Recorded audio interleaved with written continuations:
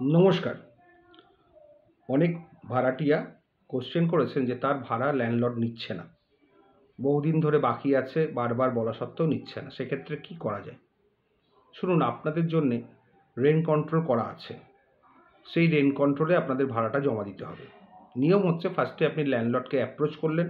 Landlord যদি না নেয় তাহলে আপনাকে মানি অর্ডার করতে হবে।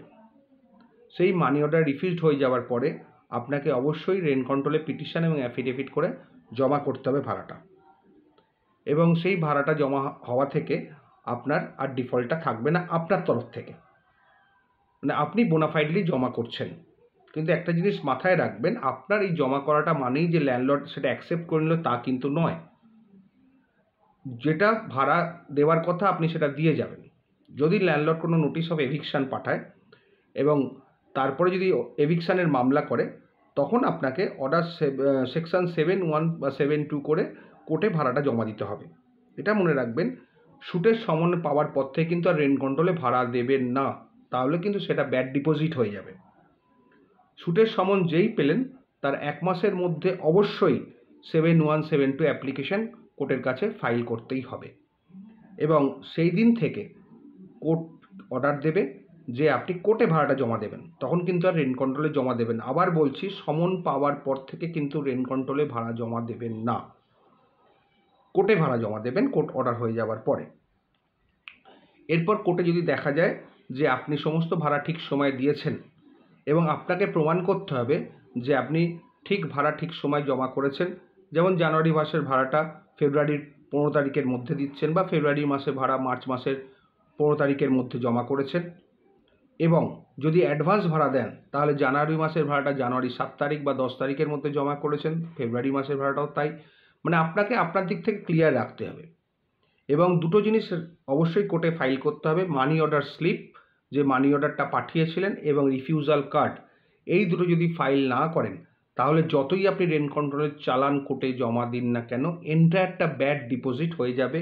আপনাকে আবার পুনরায় কোর্টে ওই টাকাটাই জমা করতে হবে with interest at the rate of ₹10% per annum।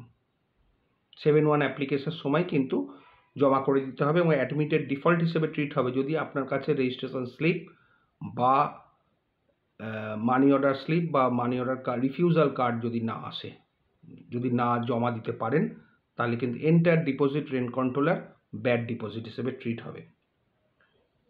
এইবারে আপনি যে ভাড়াটা জমা দিলেন আপনার দিক থেকে আপনি বোনাফাইডলি করলেন। ডিফল্টার গ্রাউন্ডটা যদি দেখা যায় সব কিছু ঠিক আছে, রেন্ট কন্ট্রোলে ঠিক ঠিক সময় জমা করেছেন, ঠিক অ্যামাউন্ট জমা করেছেন, এবং একটা জিনিস মাথায় রাখবেন, যদি রেন্টের সঙ্গে ট্যাক্সও থাকে সেটা টোটালটাই কিন্তু জমা করতে হবে। আপনি ভাববেন না যে শুধু রেন্টটা জমা করলাম বা ট্যাক্সটা জমা করলাম না, তাহলেও কিন্তু ব্যাড ডিপোজিট হবে। আপনাকে লাস্ট যেভাবে রেন্ট দিয়েছে উইথ ট্যাক্স, উইদাউট ট্যাক্স বা রেন্টের সঙ্গে যে আরও কিছু যোগ থাকে, পুরো টাকাটাই কিন্তু আপনাকে রেন্ট কন্ট্রোলে জমা করতে হবে। এবং রেসিডেন্সিয়াল ভাড়ার ক্ষেত্রে 7,000 অবধি রেন্ট কন্ট্রোল জমা নিচ্ছে, কারণ প্রেমিসেস টেনেন্সি অ্যাক্টের না হলে বাইরে চলে যাবে 7,000-এর ওপর হলে। সুতরাং সেক্ষেত্রে মাথায় রাখবেন 7,000 টাকা অবধি কিন্তু রেন্ট কন্ট্রোল জমা নিতে বাধ্য, তার বেশি নয়। আর কোর্টে আপনি যদি জমা করেন 7(1)-এ, তাহলে ব্যাপারটা আপনার ডিফল্টার গ্রাউন্ডটা থাকবে না, ডিফল্টার গ্রাউন্ডটা মাফ হয়ে যাবে। হ্যাঁ, এটাও বলে দিচ্ছি, যদি কোনো ডিফল্ট পাওয়া যায় তাহলেও কিন্তু 7(4)-এ সেটা একবার আপনি রিলিফ পেয়ে যাবেন। প্রথমবার কোর্ট আপনাকে সুযোগ দেবে আপনার পুরো টাকাটা কোর্টে জমা দেওয়ার জন্য ল্যান্ডলর্ডদের ফেভারে, তাহলে প্রথমবার ডিফল্টার মাফ। কিন্তু সেকেন্ডবারও যদি আবার ডিফল্ট করেন 1 বছরে 4 মাসের মতো, সেই 4 মাস যদি ডিফল্টার করেন তাহলে সেকেন্ড ডিফল্টার কিন্তু আর মাফ হবে না, আপনাকে ওই সিঙ্গেল ডিফল্টার গ্রাউন্ডেও কিন্তু উচ্ছেদ হয়ে যেতে হবে। এটা কিন্তু মাথায় রাখবেন। সুতরাং শুধুমাত্র এটাই বলবেন না ল্যান্ডলর্ড ভাড়া নিচ্ছে না, ভাড়া নিচ্ছে না, ভাড়া নিচ্ছে না। আপনি আপনার দিক থেকে ক্লিয়ার হয়ে যান। আপনার যেটা কর্তব্য সেই কাজটা আপনি করুন। ল্যান্ডলর্ডের যা কাজ ল্যান্ডলর্ড করবে। ঠিক আছে? আশা করি বোঝাতে পারলাম।